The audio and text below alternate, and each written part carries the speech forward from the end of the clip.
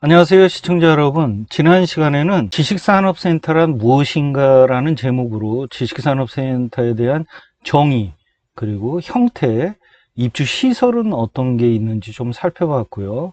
지식산업센터를 왜 설립하고 왜 이렇게 지원 육성을 하는지에 대해서 알아봤습니다. 이번 시간에는 지식산업센터의 구분이라는 제목으로 지식산업센터에는 도대체 어떠한 것들이 있는지, 어떻게 구분이 되는지 살펴보도록 하겠습니다.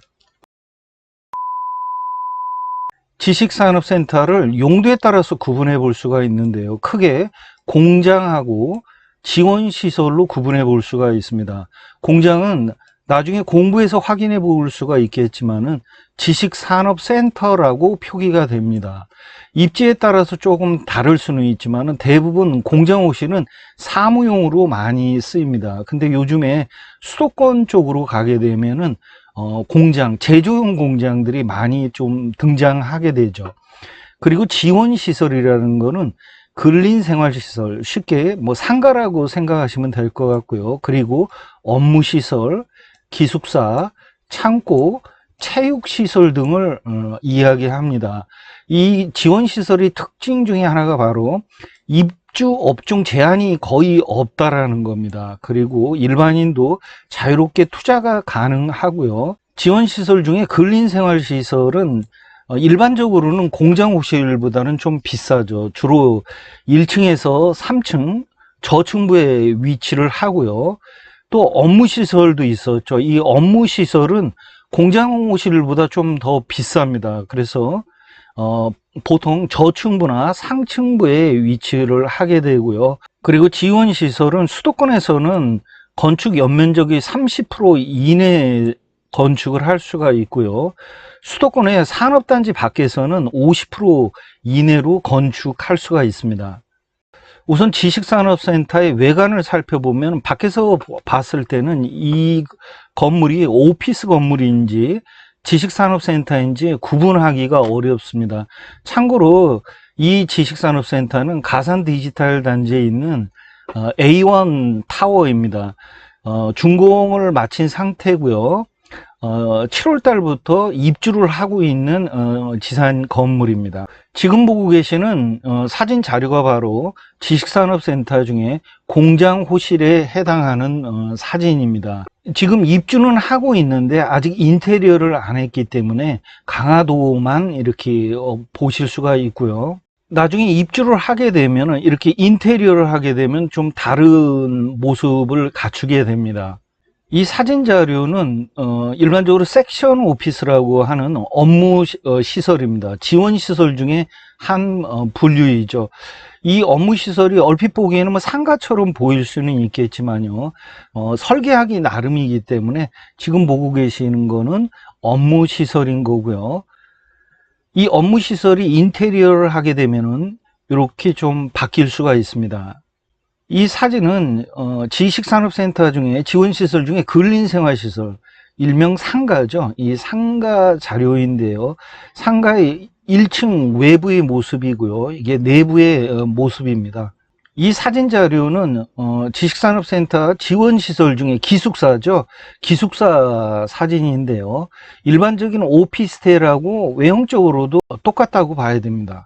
지식산업센터를 용도상으로 분류를 해봤는데요. 그거를 공부상으로, 건축물 대장상으로 좀 확인해 볼 수가 있습니다. 건축물 대장을 떼보면은 주 용도에 공장, 지식산업센터 하고서 지원시설, 근린생활시설, 업무시설이라고 그렇게 구분 짓고 있습니다. 그래서 참고로 1층은 공장 지식산업센터고요. 지원시설. 아까 사진 자료에서 보신 것처럼 1층에 상가가 들어서 있는데, 그리고 2층에는 공장하고 지원시설이 섞여 있는데요. 공장 지식산업센터로 표기를 했고요. 지원시설 중에 업무시설이라고 표기가 되어 있습니다. 두 번째로 지식산업센터를 구분할 때 입지에 따라서 구분해 볼 수가 있는데요. 크게 계획입지하고 개별 입지로 나누어 볼 수 있습니다. 우선 계획입지란 무엇이냐면은 국가, 공공단체, 민간 기업이 일정 지역을 선정해 가지고 계획에 따라서 개발한 공장 용지입니다. 가장 대표적인 게 산업단지를 들 수가 있고요. 개별 입지는 이런 계획 입지 외에 별도로 개별적으로 승인을 득해 가지고 공장을 설립하게 되는 공장 용지를 들 수 있습니다.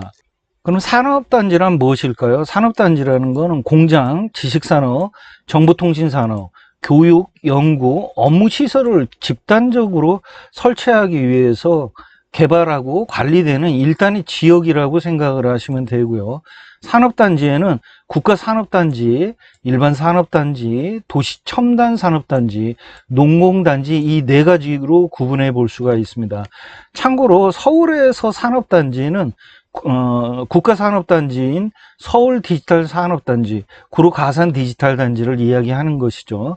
그리고 일반산업단지인 마곡하고 온수산업단지 단 3곳밖에 없습니다. 서울에는 산업단지가 서울디지털하고 마곡 온수밖에 없다고 그랬지만은 수도권으로 보면은 굉장히 많은 입지를 좀 차지하고 있습니다.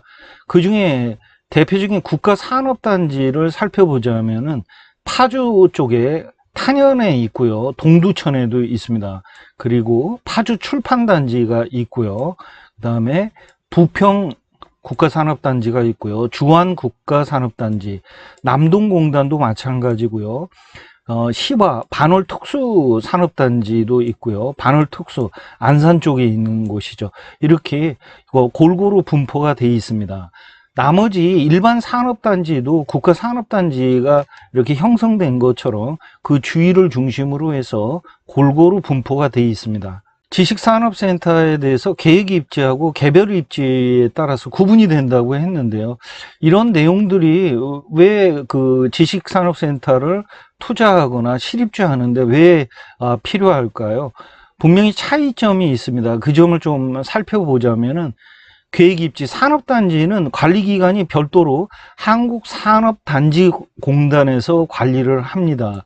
개별 입지에 대해서는 시군구 지자체에서 관리를 하고요. 관리 주체가 벌써 다릅니다. 법인이 설립된 지 5년 미만의 기업체가 부동산을 취득할 경우에는 산업단지라면은 취득세 중과가 배제가 되는데요. 개별 입지에서 부동산을 취득하게 되면은 3배 중과가 적용이 돼서요. 취득세가 9.4%가 적용이 됩니다. 이 취득세 관련해서도 많은 차이점을 보이고 있고요. 지원시설 가능 면적에서도 좀 차이가 납니다. 연면적 대비 계획입지에서는 30%가 가능하고요. 개별입지는 수도권에서는 30%, 지방에서는 50%까지 이내로 제한을 하고 있습니다. 임대사업 부분에 있어서도 산업단지하고 개별 입지에서의 임대사업은 많은 차이점을 보이고 있는데요. 개별 입지, 산업단지 외 지역에서는 임대사업에 제한이 없습니다.